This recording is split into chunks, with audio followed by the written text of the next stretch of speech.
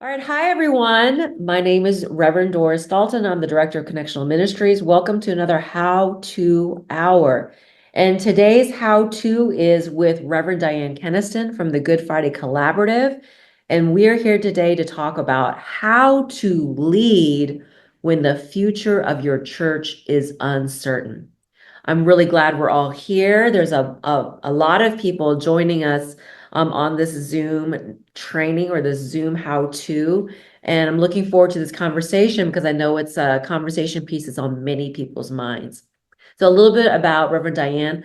Reverend Diane Kenaston is a Methodist ordained elder. She served here around in, I think in Missouri, you were in Missouri, West Virginia, Missouri, and a couple of other annual conferences. More recently, she served across the pond in England, doing some really wonderful ecumenical work. And now she's back among us here in the New York Annual Conference. I'm really glad that she's around the corner from us. So I invited her to come on and to tell us a little bit about her work with the Good Friday Collaborative and also how that could help all of us. So, Diane, I'm going to just pitch it over to you. Wonderful. Thank you so much for sharing today and for inviting me. I'm really excited to be here and to meet all of you. As Doris shared, I'm the Reverend Diane Kenaston, the co-founder of the Good Friday Collaborative, and we are your partner in the sacred work of congregational endings, whatever those might look like for you. The Good Friday Collaborative supports churches concluding ministry through closing, merging, restarting, relocating, or just figuring out your most faithful next steps. And we're excited to be partnering with the New York Annual Conference through the Thriving Cooperative Parishes initiative. When I first started working with Reverend Doris and Reverend Angela Redmond, I did live several thousand miles away in England. But since then, I've moved here. I'm delighted to now live in New Haven, Connecticut, where I worship with First and Summerfield Church in the Shoreline and Havens Cooperative Parish. As we begin today, I invite you to type your own introductions into the chat, your name, anything you'd like to say about your context, and why you're here. And as we discussed a little bit beforehand, note that today's webinar is being recorded and the video may be accessible later. So I'll probably say hello to you by name after you put that into the chat. And if you don't want me to do that, just say, don't say hi to me or something like that. Later on, if you have a question that you would like to be addressed anonymously, you can just message me directly, or you can hang on after the recording stops at the end of our time together.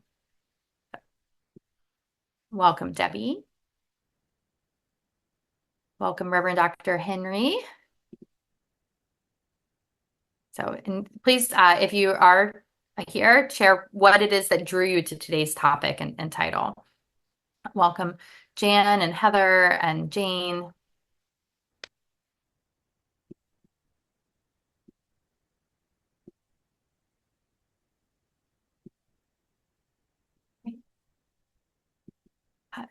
We are here tonight, and I know some introductions are still coming, but we're here tonight to talk about all sorts of endings and transitions. And we'll hear more in a minute about why you're here. But some of us might be here because we're mourning the loss of a youth group. Still other questions. Churches are going from a full-time to a part-time pastor, or from a 2-point charge to a 4-point charge. Other churches are asking big questions about the future of your congregation. And all of these different types of transitions are up for discussion. I see as folks are sharing, some folks are interested in repurposing church property. Folks are still pastoring even in retirement and being part of a cooperative parish, feeling concerned about your small church, liking to hear what ideas are out there to succeed. For example, it can be a struggle if you have a congregation that doesn't want to Zoom or do things over technology. And as we know, living through the pandemic, that can make things complicated. We have someone else coming from a change in appointment, lots of multi-point charges. So one person is looking just for general information on the subject because it might be in your future. And I think that's really important. There are no specific results coming out of this workshop. It just raising conversations and ideas and things to be thinking about. Ministry in uncertain times is so relevant. Yes, yes. Trying to keep the church going with about 20 to 30 in attendance on a Sunday. Wanting to learn more about what this is about, wanting to learn more about stewardship, low membership. So, all right. Well, I encourage you to keep talking and name your hopes and questions. Some of you have started doing this already. But what first, here are your hopes. What do you want to be different as a result of our time together? And second, questions. What questions are you coming in with? And as we keep sharing those, I do want to share a little bit about the image on your screen of two trees growing together. This was actually drawn by a seminarian who was part of my congregation when we had a church merger. And you can see a caterpillar on one side, it's very small, and a butterfly up on the other side. Merger is one sort of transition that we'll discuss today, but there are many, many other transitions to consider that we will be bringing up. Someone has shared in the chat that finances are very difficult, and especially insurance. Yes, we know that that is a big challenge. So to give us an outline for today, we are going to start by discussing faithful endings. I'll share a story of concluding ministries, some ministries to focus on others, and then I'll share more about the story of the church I led through merger and how that whole congregation decided to complete its mission. Then we'll look at the stages that many churches go through, best practices for when you don't know what the future holds. And finally, we'll conclude with Q&A. And some of that will be recorded and some of that will not be. So let's talk ministry transitions. The book Transitions by William Bridges gives this formula for all transitions. First, endings, then a period of uncertainty, that's that arrow on the slide, and then finally, new beginnings. So every transition has three parts. It has an ending, this big period of uncertainty, and new beginnings. And I believe this is biblical, not just 1980s pop psychology. All right, then we have first death and then resurrection, first endings and then new beginnings. And for some of us, the transitions and changes that are happening in our church are a recognition of things that have already ended. And now how do we adjust what we're doing and how we're thinking about the church to match that? And this is why our broader topic of faithful transitions and faithfully living in uncertain times is today going to focus on faithful endings. Because if we learn how to do endings well, we can lay the groundwork for faithful beginnings in new ways. This is true for both individuals and communities. The first step in a faithful ending is accepting current reality. Now, acceptance does not mean everything is all right or exactly the way we want it to be. We already saw in the chat a huge list of things that are challenging and that we really don't want to accept. Difficulties with finances, with attendance, with all kinds of things. But acceptance is a spiritual practice, a choice we can make when the rest of our choices seem to have disappeared. When nothing else is in our control, we get to choose whether or not we will accept a situation. This means that we're not going to waste our energy fighting a situation that cannot be changed. We're going to conserve our energy while we discern what is possible. You can think of the serenity prayer.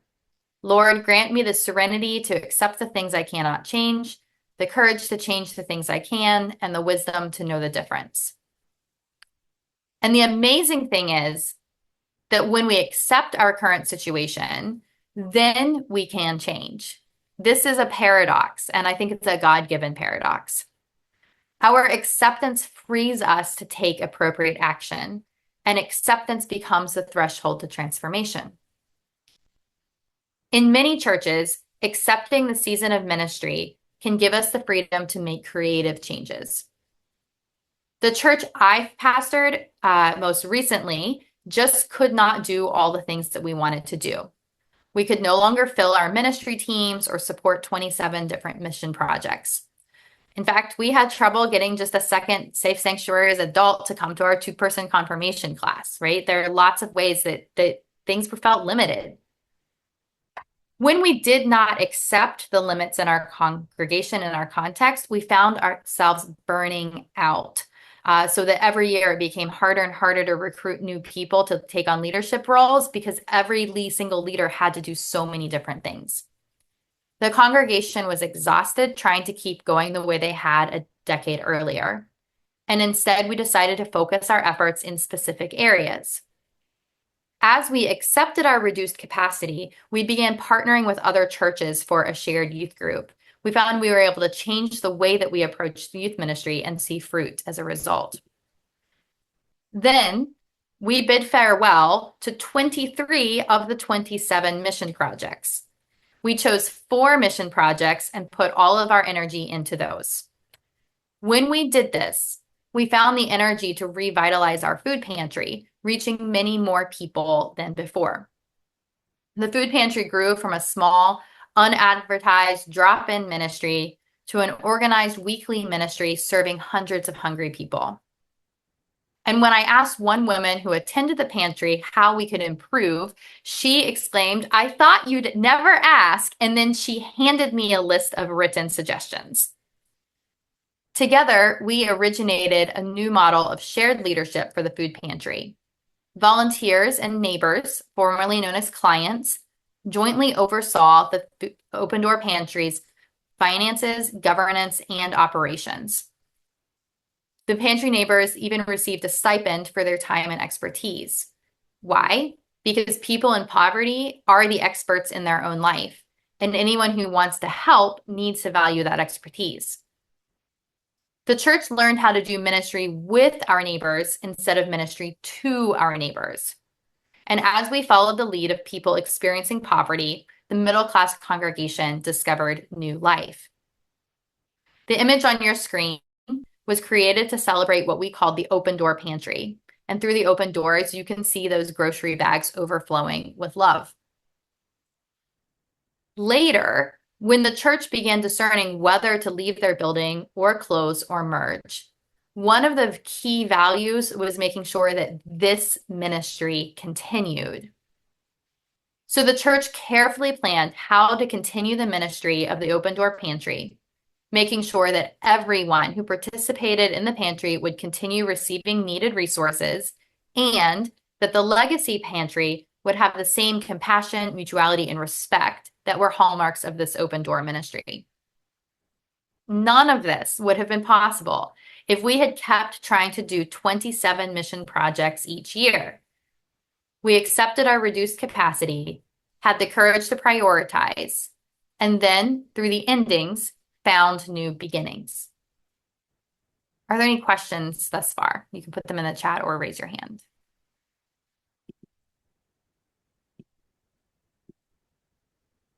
All right, seeing none, we'll go on. I share that story about the Open Door Pantry because small, struggling, numerically declining congregations can be so faithful. Now, the church family that I just put up on the screen may not look like a small congregation to you because they're in this picture, there were probably 100 people. This was a few years before we closed, and they were amazingly faithful. What you can't see, however, is that this sanctuary was built for hundreds and hundreds of people, and that 50 years earlier in the 1950s, their youth choir had 100 people in it. So one of the things that we've learned about congregations that are struggling is it's not just like the size of the church that you are, because I previously served at a church with 12 members that had 12 people on Sunday, and they didn't have financial issues. They just kept on rolling because they had never been large. But in this case, the congregation was a fraction of the size that it had been. And I think that the size that you are as a congregation compared to the greatest size in the congregation's history is one of the key things to look at as you're considering your work. I do see a question in the chat about Were there objections from the congregation when you eliminated so many missions? It was tricky to have so many endings of these mission and ministry projects. Because each of the 27 mission projects had one person who was championing them in the church. However, so we got all of those folks together, all the people who were concerned and caring about this particular mission. And of course, you had like one superhuman church member who was actually single-handedly responsible for 12 of the mission projects all on her own. But we brought everybody together and we began saying, what are our values? We're exhausted. People are frustrated. If you have a personal ministry that you've been connected to and you're trying to get other people to volunteer for it and nobody shows up and you're the only one, it's demoralizing. So we brought everyone together to talk about that. We also did some studies about like what were our key values as a congregation. And we were able to identify those values and use them to decide which mission projects to continue.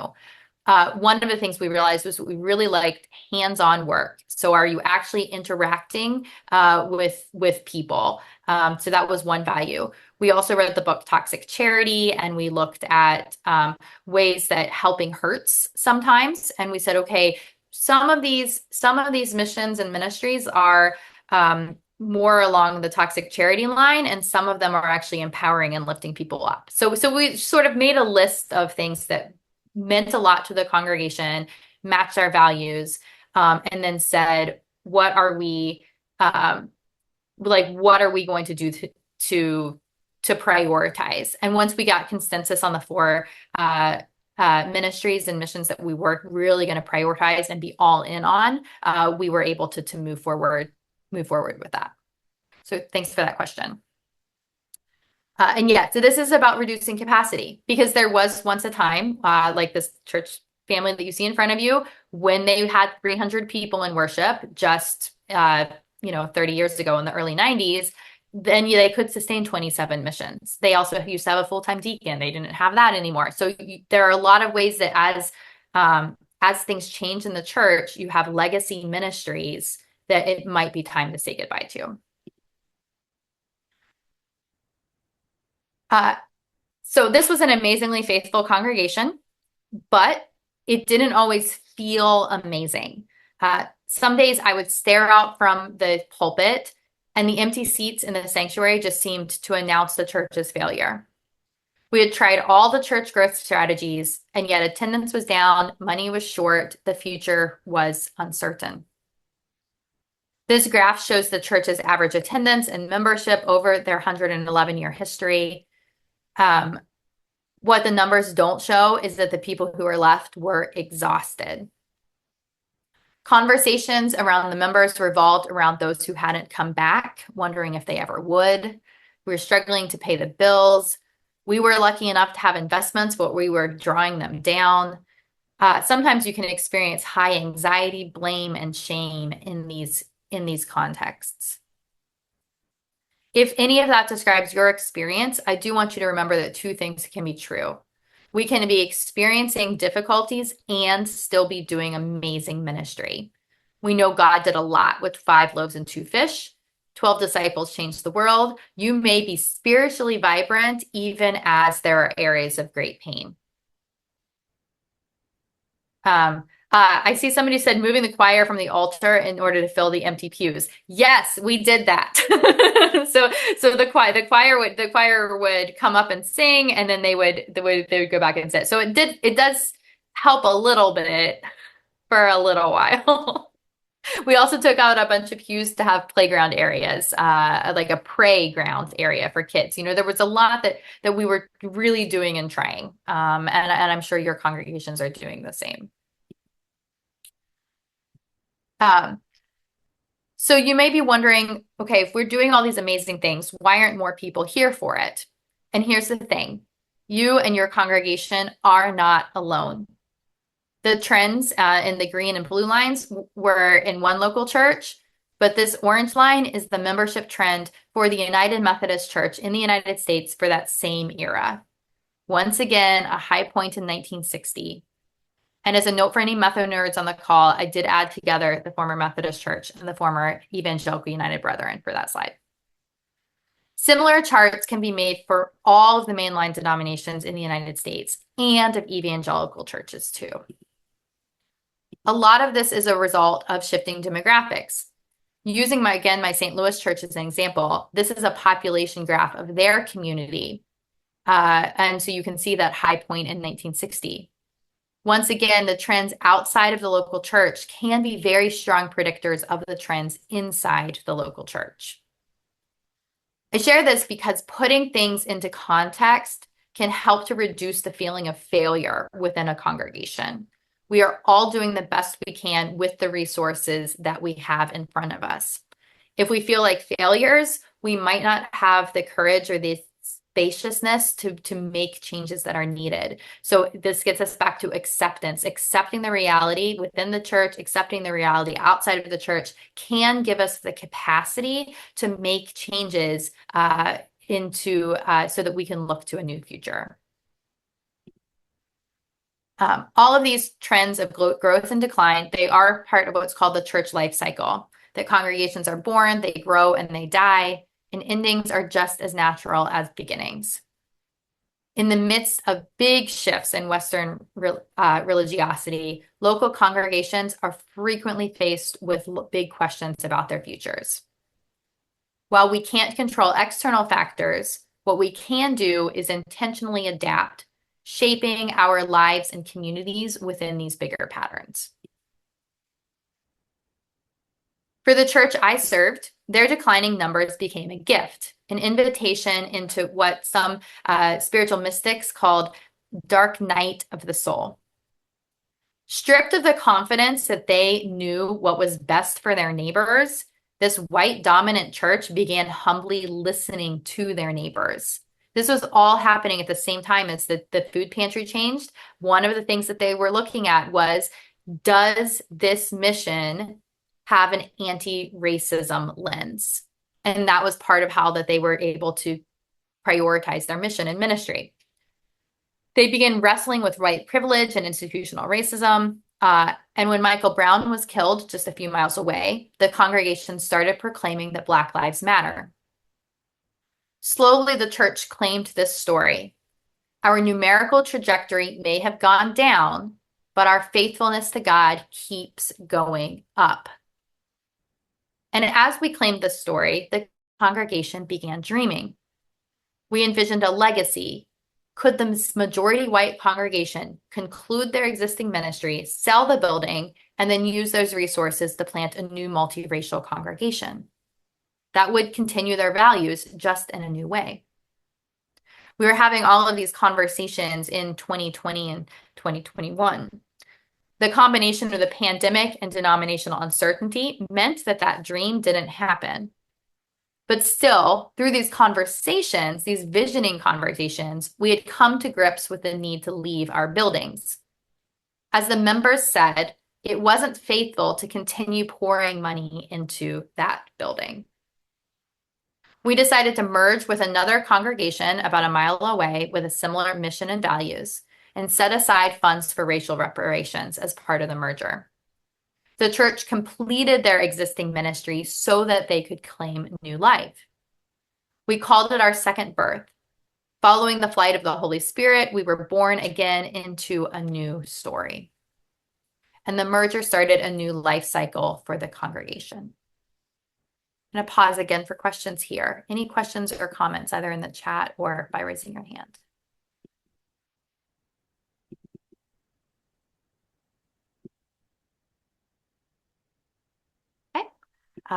We'll have time for questions a bit later too.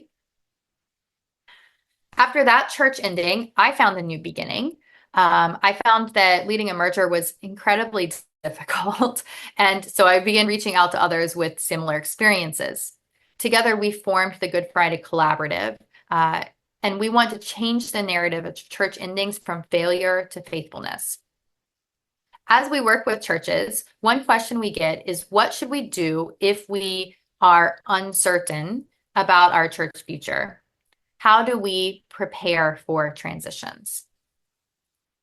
So if you're wondering about your future, here are a few things that we recommend. And this list will help with any transitions, short or long term. We came up with this list of best practices based on things that really worked for us and that we were so glad that we did at the time of closing or merging. Number one, build trust. Adrienne Marie Brown says, change happens at the speed of trust. And this is so true. Trust, more than anything, will determine whether and how your congregation is able to change together. This means that church leaders need to earn the trust of the congregation. You can do this through truth-telling and consistency and transparency. This leads us to the second best practice, be transparent. There should be no secrets and no surprises about finances or decision-making processes. I encourage you to publish financial statements and meeting minutes. Make sure you do a thorough financial audit the way that the Council on Finance and Administration recommends. And you could even trade that responsibility with other churches in your cooperative parish. Then address any audit points that are raised. Make sure you're not dipping into funds that go against what the designation was, and make sure everybody's clear about those designations, right? This is all part of transparency. You also want to be accurate about attendance. And as a side note, has anybody ever gone into a congregation where the previous pastor was obviously delusional about church attendance? Because I have more than once. Information gaps can cause anxiety. So we want to reduce information gaps. We also want to lower anxiety because anxious behaviors can increase conflict. In the congregation that I served in St. Louis, there was lots of anxiety about finances. Previously, they had gone from 2 pastors to 1 pastor because the church leaders had not accurately communicated that they couldn't afford a second pastor. This left a lot of distrust in the congregation. And as a result, we had to make extra sure to communicate stewardship trends and the use of restricted and designated funds. This transparency lowered the anxiety about whether the congregation could trust the church leaders. And that was really helpful because we were able to sell the parsonage unanimously early on in this process because we were fostering trust and communication. At the same time, the transparency about everything prevented people from living in denial. Again, I said we wanted to lower the anxiety. We also want to raise it. And this raised just enough anxiety that people could consider constructive change. So you want that sweet spot. You want to lower anxiety so people don't get overwhelmed, and you want to raise the anxiety so you realize, oh, actually, we do need to change. So you want to be somewhere in the middle there. I'm looking down in the chat here, and we do see that a lot of organizations are struggling to get new and young members, not just the church. And that is absolutely true. That's part of accepting the reality of how Gen Z and millennials engage or organize organizations of any sort, not just organized religion. The next best practice here is to review leadership. Welcome to church conference season. Does your leadership structure match the book of discipline?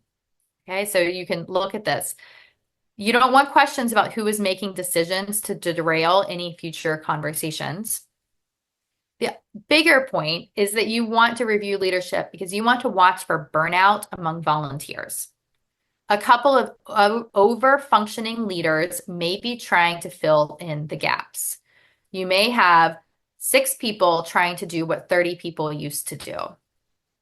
So allow people to say no to volunteer positions.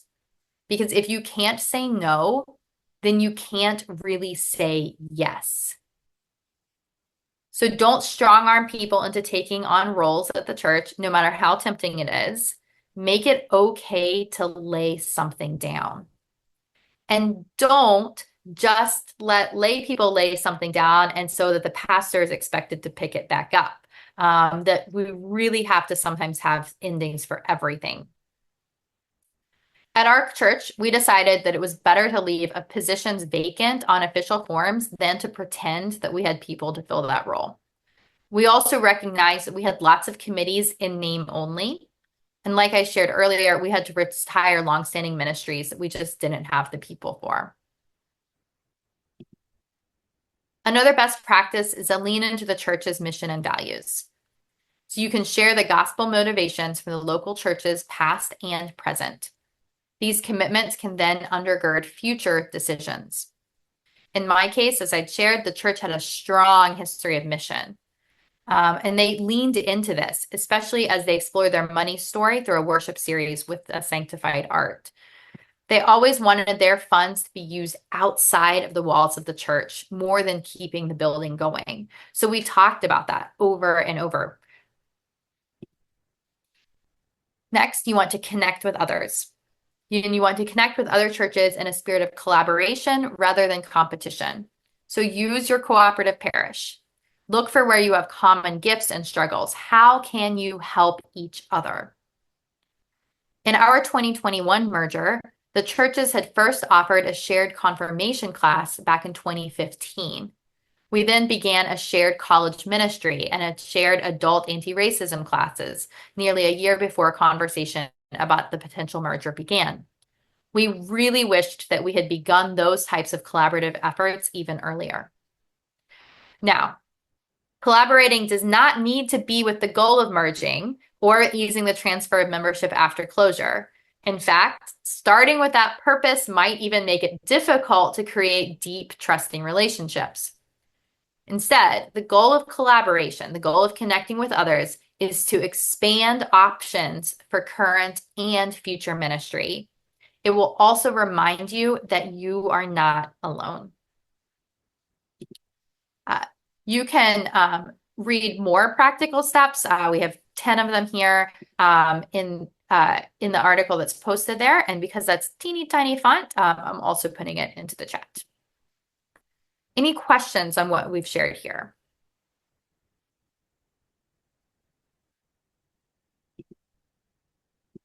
I did have one question come through, which was how acceptable was this new beginning? This was an anonymous question. I'm not sure if it was how acceptable was the new beginning for the church to pursue merger, or how much it was for me to start the Good Friday Collaborative. I would say God always surprises us. But for the merger itself, when we voted to pursue the merger, the congregation voted 73-0 unanimously in support of the merger. And for me, with starting the Good Friday Collaborative, I was also making a transatlantic move for my spouse's job at the exact same time. So my whole life was up in the air and there was a lot of praying involved. Any other questions? Okay. So the final thing that I think is a best practice, although it's not in that list of 10 I put in the chat, this is that we need to name and normalize church endings. This is really important to begin having low pressure conversations about the future. So you're not saying we need to decide right now what our future is.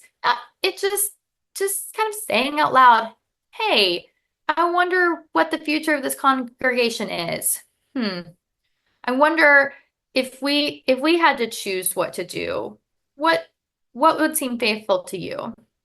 How will we know when we've reached our ending? Again, so you're not pressuring the conversations, you're just sort of floating the topics, naming and normalizing.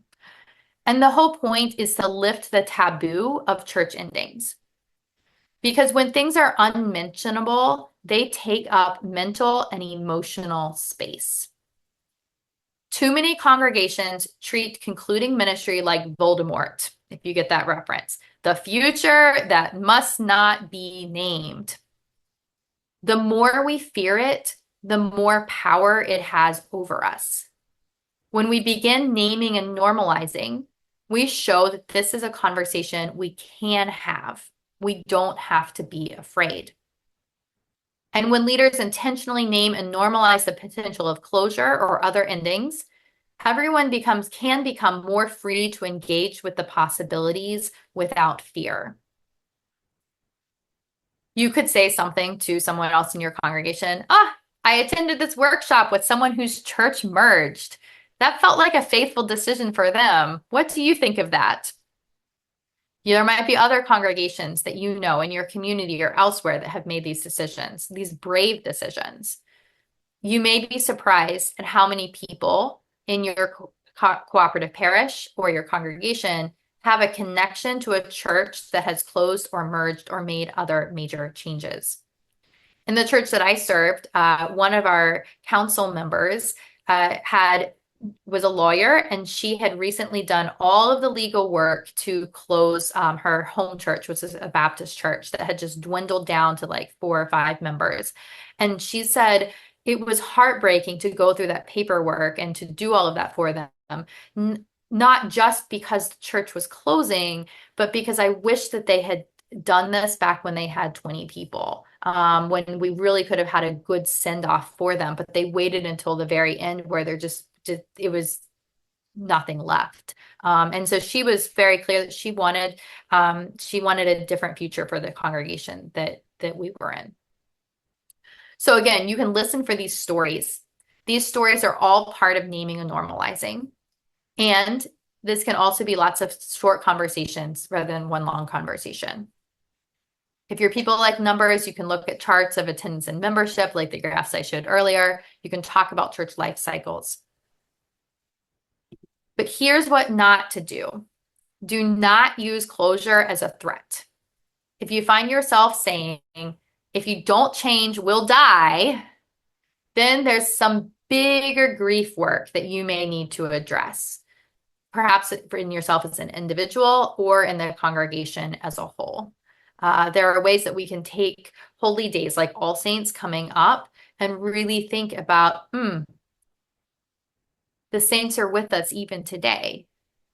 The ministry of a congregation that no longer exists is still with us.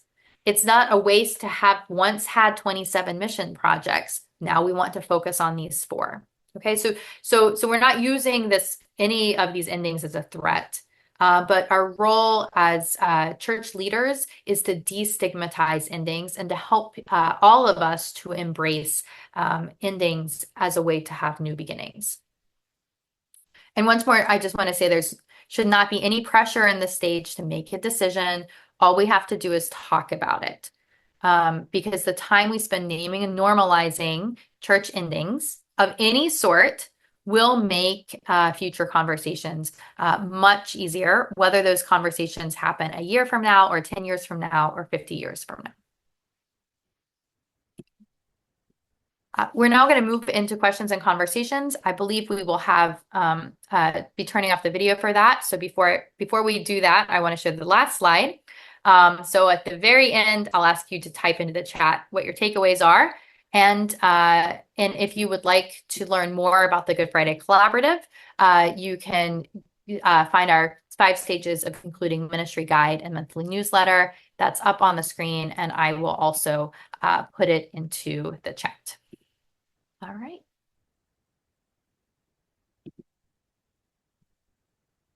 So what are our questions? Oh, I guess let's stop the recording and then ask what are the questions? We can do that. We can also just offer up some thanks to Diane. I mean, Diane, you've given us a lot to think about. And a lot of the stories that you told and some of the questions that you asked are really salient ones that I'm sure some of us have also been asking as well. I think we've all been in situations, me included, where we walked into a building, we're like, what is God going to do here next? What needs to happen next? And I have a couple of Good Friday stories myself as well. Before we go, could you say a little bit more about why the collaborative is called the Good Friday Collaborative? Could you tell us about that? Sure, yes, because Good Friday is never the end of the story. Good Friday always leads to Easter. And yet, when you're going through endings and sacred endings, it can feel like a death. It can feel, you're walking that lonesome valley. You are right there with Jesus. A lot of times you're praying with Jesus in the Garden of Gethsemane, going, God, let this cup pass from me. And still, the faithful thing is to move forward into the future, confident that God will make a new beginning out of every ending. Mhm. I really love also the way that you position the wording, calling it faithful endings or what are faithful transition. Surely sometimes, I mean, just even the story about the 27 ministries being, condensed into four, that's a lot, right? And some of the questions that were asked about that were like, wow, how did you do that? Because we all can attest to that. That's a lot. That's a lot of faithful transitions and endings. And the grief work is always kind of there, and how we address some of those endings because we pour a lot of love into the work that we do together. So remembering that the work that we're doing, the faithful transitions, the faithful endings, it's not an ending forever. What can come out of that next? And that's part of the story that I really like to offer to us. And another person had a comment about it's really interesting to think about reducing capacities. I appreciate that because I appreciate how, as leaders, a lot of us are feeling stretched thinner and thinner, right? Because there's just so much more to do. Even as we're coming out of this post-pandemic time, we're all experiencing what it must mean or what it feels like to have reduced people in the pews, less money in our budgets to work with. What is our future going to be like? And also kind of taking stock of what's going on, and what is God calling us to do in this moment. What is the faithful response to God's calling? So I really appreciate this conversation. I hope all of you who are with us on the Zoom, you stick around for the Q&A. For others of you who are watching the recording, you're welcome to reach out to the Good Friday Collaborative. Uh, could you just call out the website that they should go to so they Yes. So www.goodfridaycollaborative.com. There you go. All right.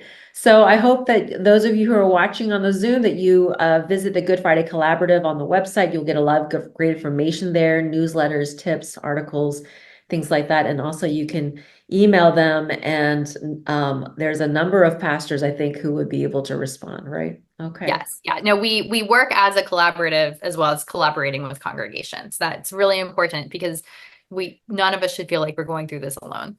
Right, right. And by the way, I just love that emphasis too on how we do this together because it shares that there is this concern, and also not just awareness, but a care for how we are feeling. What is our own care for each other? How do we care for each other as leaders as we're going through these faithful responses? Okay. Right. And Doris, I think we have a question that we can answer before you take off the recording. So I won't say who put this, but someone wrote, I wonder how the judicatories are involved in mergers and closings, like districts and conferences. This is a topic that I am in all the time, not just in United Methodism, but I even had some emails today with Quaker person who's doing this work and somebody in the United Church of Christ who's doing this work, right? Like this is happening across the board. One of the things that has been revealed through studies of last pastors and last and congregations concluding ministry is that the more successful, and by successful I mean the mission oriented closures and mergers are initiated by the congregation themselves, not by somebody external from the congregation.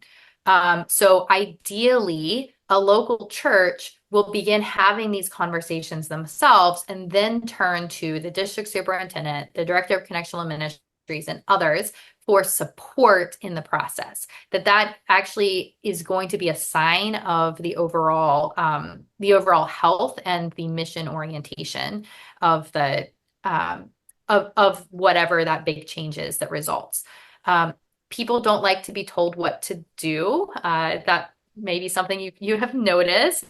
And so if a district superintendent comes in and says, this is what you need to do, sometimes people's hackles get up a lot more. So if the pastor is able to say, hey, have you ever thought about, or even better, if a lay person is able to say, hey, I think this is really faithful, then the whole congregation is probably going to be able to discern their future much more easily, and without a timeline pressure that's coming from an external source. That's really great information. Something to think about too. And another reason why, if you're looking around and feeling like, I think we need to have this conversation, it might be good to have the conversation, right? Okay, so thanks for all of these questions. For those of you who are hanging out with us, there's more to come. I hope you stay on and we'll have a further conversation. For those of you who are watching, please visit the website. Contact me if you'd really like to talk to Reverend Diane Kenaston, and we can make that connection happen. All right. Blessings, everyone.